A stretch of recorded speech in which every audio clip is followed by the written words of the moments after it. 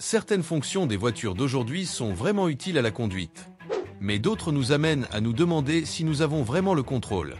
Par exemple, il existe un système qui déplace le volant tout seul pour maintenir la voiture dans sa voie, même si c'est vous qui êtes aux commandes. Et les simples boutons d'antan sont remplacés par des écrans tactiles. Désormais, pour modifier la température de la climatisation, il faut manipuler un écran géant, un peu comme une tablette collée au tableau de bord. Tout cela est-il vraiment nécessaire? Les constructeurs automobiles ajoutent toujours plus de technologie, même si personne ne l'a demandé. Et au final, c'est nous qui devons nous y habituer. Dans la vidéo d'aujourd'hui, nous allons parler des fonctions les plus ennuyeuses des voitures modernes, celles qui n'auraient jamais dû sortir de la planche à dessin. Fonction numéro 13, le système Start-Stop. Conçu pour économiser du carburant, le système Start-Stop coupe le moteur lorsque la voiture s'arrête et le redémarre automatiquement lorsqu'elle repart. La proposition semble intéressante, mais dans la pratique, elle s'avère frustrante. Dans des situations telles que les ronds-points ou les feux de circulation, le système retarde souvent le redémarrage, ce qui fait que le conducteur manque le moment idéal pour avancer. Ce n'est pas seulement ennuyeux, mais cela peut aussi conduire à des situations dangereuses dans la circulation. Dans les embouteillages, la mise en marche et l'arrêt constant sont inconfortables et le système gêne plus qu'il n'aide. De plus, l'avantage promis, les économies de carburant, est généralement minime, tandis que l'usure du démarreur et de la batterie est réelle, ce qui entraîne une maintenance supplémentaire au fil du temps. En fait, il s'agit plus d'une fonction destinée à améliorer les chiffres de consommation dans les catalogues que d'un avantage pratique pour les conducteurs. Au lieu de faciliter les choses, il transforme un simple arrêt en une nouvelle source de stress. Fonction numéro 12. Trop d'écrans dans les voitures. La modernisation des tableaux de bord des voitures, en particulier des modèles de luxe, a entraîné une profusion d'écrans numériques qui contrôlent tout, de la navigation à la climatisation. Bien que visuellement impressionnants, ces écrans peuvent compromettre la sécurité et l'attention du conducteur. Trop d'informations affichées en même temps exigent plus de concentration et détournent l'attention de la route, ce qui augmente le risque d'accident. Les distractions au volant sont l'une des principales causes de décès sur la route, juste après l'alcool. En outre, en cas de collision, les grands écrans en verre peuvent constituer un danger physique, se briser et provoquer des blessures. Bien que les systèmes d'infodivertissement soient utiles, le problème commence lorsqu'ils dominent le tableau de bord et rendent difficile l'utilisation intuitive du véhicule. Une technologie bien appliquée doit faciliter la conduite et non la compliquer. L'équilibre entre modernité et sécurité est essentiel. Lorsque les visuels futuristes prennent le pas sur la fonctionnalité, c'est le conducteur et l'attention qu'il porte au volant qui en pâtit. Fonction numéro 11. Stationnement automatique. Se garer est une compétence de base que la plupart des conducteurs maîtrisent déjà. Pourtant, les voitures modernes s'obstinent à proposer des systèmes de stationnement automatique comme s'ils étaient indispensables. Ils peuvent fonctionner dans les espaces restreints, mais pour de nombreux conducteurs, ils finissent par n'être qu'un gadget technologique inutile. En plus de ne pas faire de chacun un meilleur conducteur, ces systèmes peuvent tomber en panne ou se comporter de manière imprévisible. Dans ce cas, le conducteur est à la merci d'une technologie qui devrait l'aider, mais qui peut finir par compliquer les choses. Pire encore, si la voiture en heurte une autre lors d'une manœuvre automatique, qui est responsable? Le conducteur ou le système? En automatisant trop le processus, on prive le conducteur de la pratique et du contrôle. Cela peut entraîner une perte de confiance et un affaiblissement des compétences de base en matière de conduite. En fin de compte, bien que le stationnement automatique semble être une bonne idée sur le papier, il est plus distrayant qu'utile. Parfois, la meilleure façon d'avancer est la méthode traditionnelle. Vous gardez le contrôle total. Fonction numéro 10. Les cockpits virtuels. Les panneaux intérieurs numériques ou cockpits virtuels ont un aspect futuriste qui impressionne au premier coup d'œil. Mais dans la pratique, de nombreux conducteurs les trouvent déroutants, voire frustrants. Le problème commence par le fait que pratiquement personne ne lit le manuel de la voiture, de sorte que la plupart des conducteurs essaient d'apprendre au fur et à mesure qu'ils conduisent, ce qui est un risque. La manipulation de ces systèmes demande trop d'attention. Régler le volume. Il faut parfois naviguer dans 5 menus différents. Changer de station de radio? Un faux pas et vous remettez le compteur kilométrique à 0 ou vous mettez la climatisation à fond, même s'il gèle dehors. Et pour vérifier la vitesse? Bonne chance pour trouver cette donnée au milieu des graphiques de consommation, des animations colorées et des images en 3D de la voiture elle-même. L'interface, qui devrait simplifier l'expérience, est souvent un obstacle. Il y a trop de technologie là où l'essentiel fonctionnerait beaucoup mieux. Fonction numéro 9. L'assistance à la conduite. L'idée d'avoir un système qui aide la voiture à rester dans sa voie ou qui vous alerte lorsque vous faites une embardée semble excellente, en théorie. Mais dans la pratique, cette fonction gêne souvent plus qu'elle n'aide.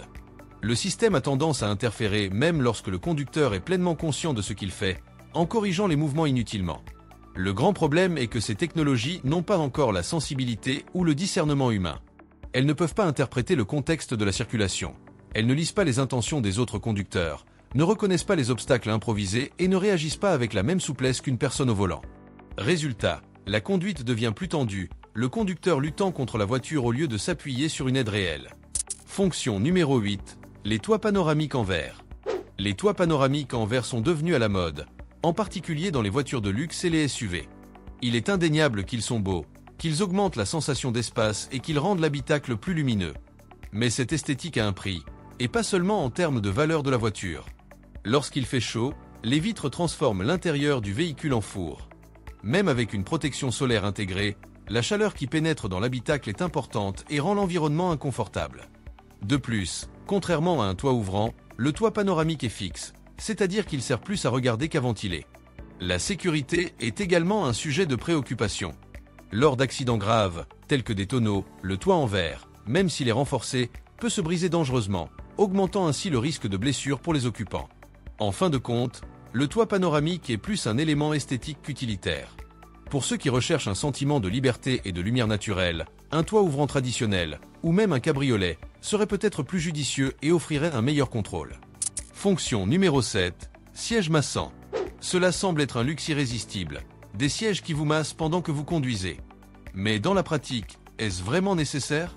Pour ceux qui passent des heures au volant, cette fonction peut apporter un certain soulagement.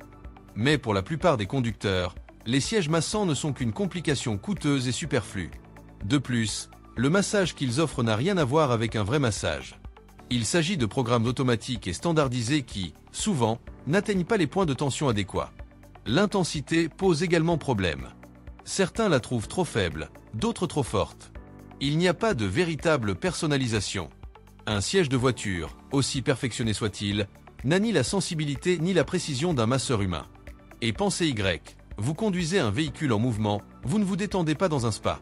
Au volant, l'accent doit être mis sur la sécurité, l'attention et la performance, et non sur la relaxation profonde. À moins que vous ne fassiez un voyage interminable, les masseurs intégrés au siège ne sont qu'un luxe de plus qui ajoute des coûts et de la complexité sans apporter de réel avantage. Fonction numéro 6. Intégration de la messagerie des médias sociaux. La distraction au volant est l'une des principales causes d'accidents.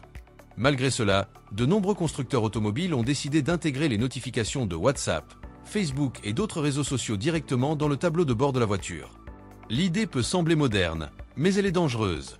Imaginez que vous traversiez une autoroute et que vous receviez soudain une notification concernant une discussion inutile dans un groupe ou un sondage aléatoire que personne n'a demandé. Il ne s'agit pas d'une information utile, mais d'une pure distraction. Les voitures doivent être des instruments de mobilité sûrs, et non des extensions de la vie en ligne. L'ajout de notifications de médias sociaux à l'environnement de conduite transforme chaque trajet en une roulette russe de distraction. L'intégration des smartphones, qui était autrefois une astuce technologique exclusive, est devenue un piège courant. La voiture n'a pas besoin de vous dire qui a aimé votre dernière photo. Elle doit vous conduire du point A au point B en toute sécurité. Fonction numéro 5. L'éclairage ambiant. La promesse d'un habitacle aux lumières colorées et à l'ambiance sophistiquée est tentante. L'idée est de créer une atmosphère agréable, mais ce que de nombreuses voitures proposent, c'est un encombrement visuel qui distrait plus qu'il n'aide. La nuit, cette caractéristique peut provoquer un mal de tête plutôt qu'un confort. Après tout, conduisez-vous une voiture ou organisez-vous une fête? Des néons qui clignotent alors que vous essayez de vous concentrer sur la circulation, ce n'est pas vraiment une bonne idée. Les fabricants essaient de vendre l'éclairage d'ambiance comme un article de luxe qui apporterait charme et confort. Mais dans la pratique, il n'améliore pas l'expérience de conduite. Au contraire, il peut la gêner. Ces lumières clignotantes peuvent provoquer la somnolence ou même déconcentrer le conducteur.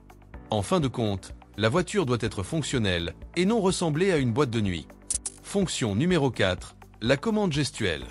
La communication gestuelle fait partie de notre vie quotidienne. Hochement de tête, signe de la main, expression faciale. Mais lorsque nous essayons de l'appliquer aux voitures, les choses se compliquent. Le contrôle gestuel peut sembler futuriste, mais dans la pratique, il n'est pas fiable. Un exemple est le système introduit par BMW, qui promet des commandes simples telles que baisser le volume. Le problème est que le système ne comprend pas exactement ce que veut le conducteur. Se gratter la tête peut accidentellement changer la musique, ou ajuster ses lunettes peut activer la climatisation. En fin de compte, les gestes sont confondus et le système échoue. Les bons vieux boutons restent plus fiables. Ils font ce que vous attendez, sans erreur d'interprétation. La commande gestuelle est amusante pendant un certain temps, mais elle est loin d'être essentielle. Fonction numéro 3, les boutons de changement de vitesse. Le traditionnel levier de vitesse cède la place à des boutons, des cadrans et des leviers électroniques. L'idée est de se moderniser, mais de nombreux conducteurs estiment que ces nouveaux systèmes sont déroutants. Le sélecteur rotatif de Chevrolet, par exemple, est souvent critiqué pour rendre difficile ce qui devrait être simple. Dans les situations de circulation, où l'agilité est de mise, le traditionnel levier de vitesse reste plus intuitif. De plus, le levier de vitesse sert également de poignée pour de nombreuses personnes. Et il y a un point important, la fiabilité. Les systèmes électroniques sont formidables, jusqu'à ce qu'ils tombent en panne. Ces nouveaux modèles semblent avoir été créés uniquement pour paraître modernes, mais ils n'ajoutent aucune valeur réelle à l'expérience. Le traditionnel est encore plus efficace, simple, direct et sans complications. Fonction numéro 2, la reconnaissance vocale. La promesse de contrôler la voiture en utilisant uniquement la voix semble sortir d'un film de science-fiction. Mais la réalité est bien moins glamour. La plupart des systèmes vocaux ont encore du mal à comprendre les accents, les dialectes ou même les bruits ambiants. Le conducteur doit donc répéter les commandes, parler plus fort, ou finalement renoncer et appuyer sur un bouton, ce qui, ironiquement, est plus rapide. Malgré le battage publicitaire qui la présente comme une commodité moderne, la commande vocale engendre souvent plus de frustration que de facilité. Si vous n'avez pas une voix claire et parfaite comme celle d'un annonceur radio, préparez-vous à être mal compris. Si vous essayez d'augmenter la climatisation, le système peut comprendre que vous voulez augmenter le volume. Si vous demandez un itinéraire plus court, il se peut que le système vous envoie sur un itinéraire plus long et plus fastidieux. Imaginez maintenant une situation plus grave. Vous avez besoin d'aide et essayez d'envoyer une commande d'urgence, mais le système comprend quelque chose d'autre. Peut-être même commande-t-il une pizza plutôt que de l'aide. En fin de compte, la reconnaissance vocale semble mieux fonctionner dans les publicités que dans la vie réelle. Tant que la technologie n'est pas vraiment précise, les bons vieux boutons restent plus fiables. Ils ne confondent jamais vos intentions et ne vous font pas prendre le mauvais chemin. Fonction numéro 1, l'accès sans clé. Même s'il semble moderne et pratique, le système d'ouverture sans clé présente des inconvénients. Tout d'abord, où rangez-vous exactement ce trousseau de clés électroniques? Il traîne dans votre sac ou votre poche, comme s'il s'agissait d'un objet de plus à perdre. Et oui, la perte de ce dispositif est aussi facile que celle d'une clé ordinaire, mais son remplacement est plus coûteux. Il y a aussi le problème de la sécurité. Les systèmes à boutons de démarrage sont notoirement vulnérables. Les pirates et les voleurs ont déjà trouvé des moyens de reproduire les signaux émis par ces porte-clés, ce qui permet d'ouvrir et de démarrer les voitures sans effort. Dans de nombreux cas, c'est presque comme si vous laissiez votre véhicule avec la porte ouverte et la clé sur le contact. Si vous avez apprécié cette vidéo, n'hésitez pas à l'aimer. Cela permet à la chaîne de continuer à vous proposer des contenus qui vont droit au but, sans attente. Commentez ci-dessous. Laquelle de ces fonctions vous agace le plus ou laquelle supprimeriez-vous de votre voiture aujourd'hui? Et si vous n'êtes pas encore abonné, abonnez-vous maintenant et activez la cloche. Chaque semaine, nous vous proposons une nouvelle vidéo contenant des conseils, des curiosités et des vérités que personne ne vous dit sur le monde de l'automobile. Rendez-vous dans la prochaine vidéo.